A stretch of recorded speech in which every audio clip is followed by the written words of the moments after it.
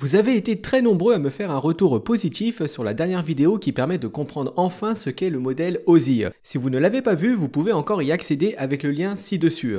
Dans un commentaire, Mika a proposé une idée de vidéo qui serait de faire la même chose sur le protocole TCP/IP, qui est bien évidemment très similaire, voire même identique. Mais il serait important de comprendre pourquoi il existe deux modèles et quelles sont leurs différences. Donc n'hésitez pas à mettre en commentaire des concepts que vous souhaiteriez approfondir et je me ferai un plaisir de créer une vidéo explicative. Dans cette vidéo, nous allons voir en détail le modèle de communication TCP/IP. Et dans une autre vidéo, donc au passage abonnez-vous à la chaîne, on verra les différences entre ces deux modèles afin de comprendre réellement pourquoi il existe deux modèles de communication.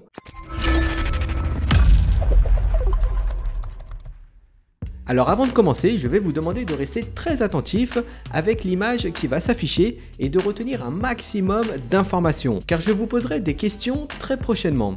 Vous le savez maintenant, le modèle OSI se compose de 7 couches. Le premier niveau, c'est la couche physique qui est responsable du transfert des bits, c'est-à-dire les petits 1 et 0 qu'on surnomme aussi le langage binaire. Le deuxième niveau est la couche liaison de données, qui permet de transmettre des paquets d'une carte réseau à une autre en cédant des adresses MAC. Le switch est un équipement de la couche 2. Le troisième niveau est la couche réseau, qui est responsable de la livraison des paquets d'un point A vers sa destination, en cédant des adresses IP. Le routeur est un équipement de la couche 3. Le quatrième niveau est la couche transport, qui va permettre de catégoriser les différents flux du réseau. Et oui, car les ordinateurs sont de vraies pipelettes. Et enfin, on a vu que les couches 5, 6 et 7 permettaient de gérer les étapes finales avant que les données ne soient affichées à l'utilisateur dans un langage compréhensible. Le niveau 5 pour la couche session, qui permet d'initier une session pour l'échange de données. Le niveau 6 pour la couche présentation, qui permet de présenter les données dans un langage compréhensible. Et le niveau 7 pour la couche application, qui est la couche la plus proche de l'utilisateur. Un bon exemple est notre fameux navigateur web. Eh bien le modèle TCP/IP c'est la même chose, sauf que certains niveaux ont été regroupés. Les couches 1 et 2 du modèle OSI correspondent à la première couche du modèle TCP/IP, la couche interface réseau. Ensuite nous avons le niveau 2 du modèle TCP/IP qui est la couche réseau, identique à la couche 3 du modèle OSI. Le niveau 3 du modèle TCP/IP est la couche transport, qui est identique à la couche 4 du modèle OSI. Et enfin, le niveau 4 du modèle TCP/IP est en fait simplement un regroupement des couches 5, 6 et 7 du modèle OSI, qui porte le nom de couche applicative. C'est maintenant l'heure de la partie devinette. Nous avons d'un côté les couches du modèle TCP/IP et de l'autre celles du modèle OSI. A votre avis, quel est le protocole qui travaille à la première couche du modèle TCP/IP ?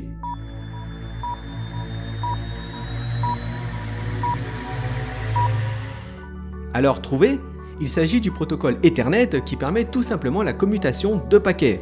Et qui dit commutation dit switch, c'est donc le niveau où travaille le switch à l'aide des adresses MAC. Maintenant, donnez-moi deux protocoles qui travaillent au niveau 2 du modèle TCP/IP, c'est-à-dire la couche réseau.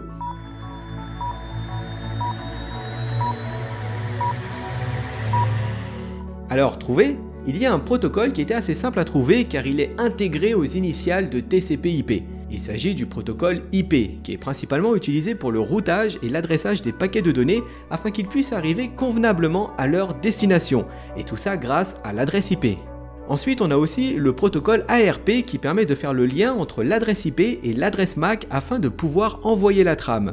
Par exemple, sur votre PC, si vous ouvrez une invite de commande et que vous lancez un ARP-A, eh bien vous aurez d'afficher le cache ARP. À ce niveau, on a aussi le protocole ICMP qui permet de savoir s'il y a des erreurs de communication. En parlant de ça, connaissez-vous la commande la plus utilisée dans une session de dépannage ? Il s'agit de la commande ping qui permet de vérifier et tester la connectivité entre deux équipements réseau, comme par exemple deux ordinateurs. Maintenant, passons à la couche 3 du modèle TCP/IP. A votre avis, quels sont les deux protocoles qui règnent à ce niveau ?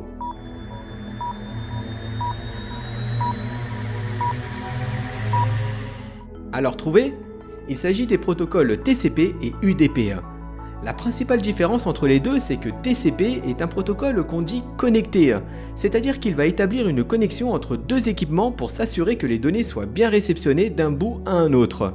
Tandis que UDP, lui, il se fout de savoir si les données sont bien reçues ou non, c'est-à-dire qu'il balance tout sans se préoccuper qu'à l'autre bout, le destinataire reçoit bien les données. Et enfin, passons au protocole de couche 4 du modèle TCP/IP. Citez-moi au moins deux protocoles qui travaillent à ce niveau.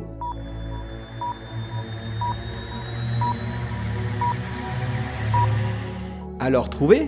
Nous avons le protocole HTTP qui permet la communication entre un client et un serveur. Un navigateur web utilise ce protocole pour afficher correctement les données d'une page web.